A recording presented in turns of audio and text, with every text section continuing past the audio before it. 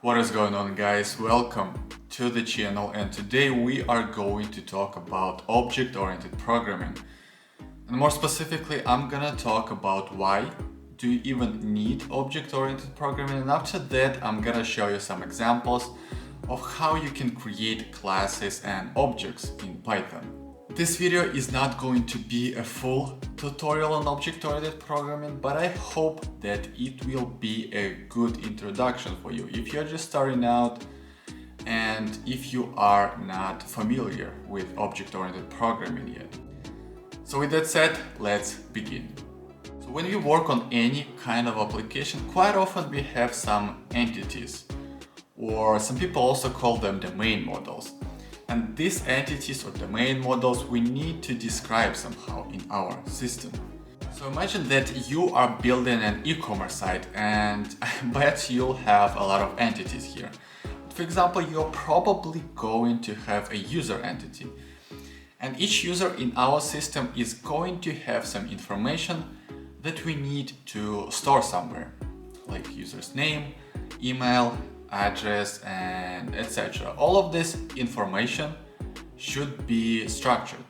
So basically, we should have a single place where we store this information. Otherwise, our system will be a mess. Another example of an entity is order. So what should we know about order? We should know what user made the order, date when the order has been made, a list of products that the user wanted to purchase. Now, all of these entities that I've just mentioned, order, user, product, they can be easily created using object-oriented programming. And when you describe an entity using object-oriented programming, you specify a list of fields where we store information about these entities, and you also specify a list of functions or methods that can perform some operations. Now let's get back to our order entity. As for fields, I have already listed a couple of examples, like what user made the order, date of the order, a list of products. All of this information we can store in fields. As for functions or methods, an example of a method could be, let's say, get status. So in this method, we maybe do some calculations, we maybe send some queries to the database, but at the end we return a status of the order, which can be paid, not paid, refunded, cancelled. Yeah, basically that's an example of a method. Method does something, it performs some actions. And in general, that's basically the main essence of object-oriented programming. It allows us to group information and functionality that logically related to each other into separate entities or objects.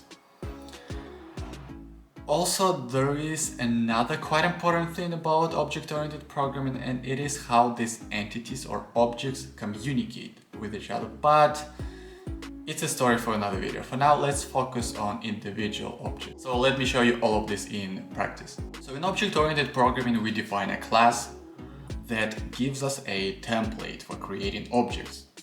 And using this class, we can create as many objects as we want.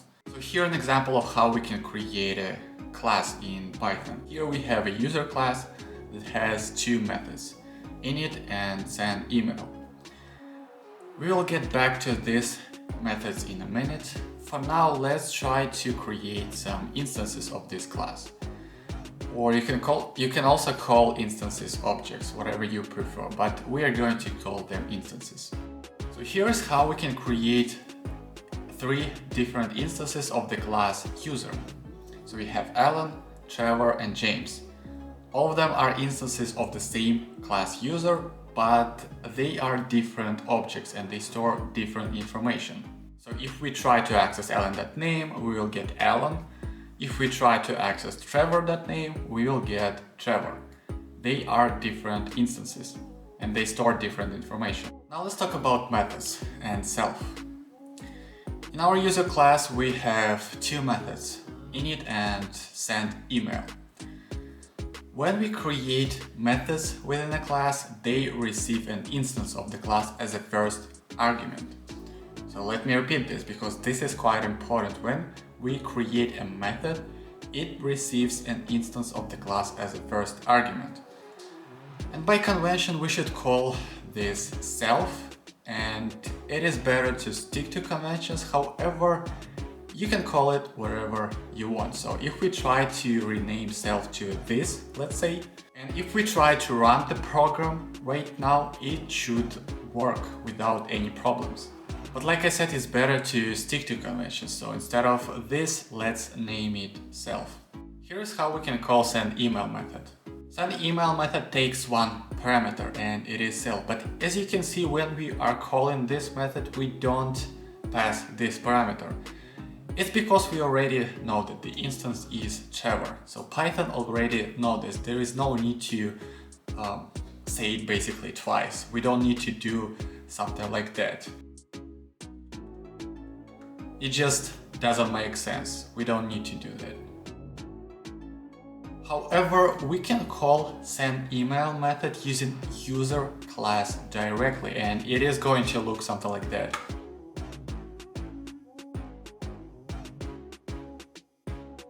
Right now we need to pass the instance because we don't know the instance.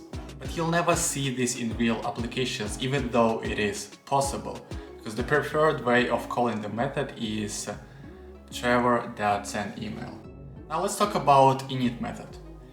Init method is a constructor and it is a little bit more complicated to understand, but the difference between init and sendEmail is that we don't call init explicitly. It's being called automatically by Python when we are trying to create an instance of the class. Basically when we are trying to call our user class. And when we call user class, all of the parameters that we pass, they will be matched to parameters in our init function. So in our example, Trevor will be matched to name parameter, trevor@gmail.com will be matched to email parameter, and 15853 top lane will be matched to address parameter. Now let's talk about these three lines of code. Self.name equals name, self.email equals email. They are all similar, so let's talk about the first line, self.name equals name. And basically what we are trying to do here is we are trying to save the value of a variable name to the name field of our instance. So in our example, the value of name will be Trevor. And what we are trying to do is we are trying to save Trevor to the name field of our instance so that we can access it later. So if you look at sendEmail method, we are trying to access self.email field. And if we didn't have this line, our sendEmail wouldn't work. Now let me prove it to you. So let's try to call this sendEmail method.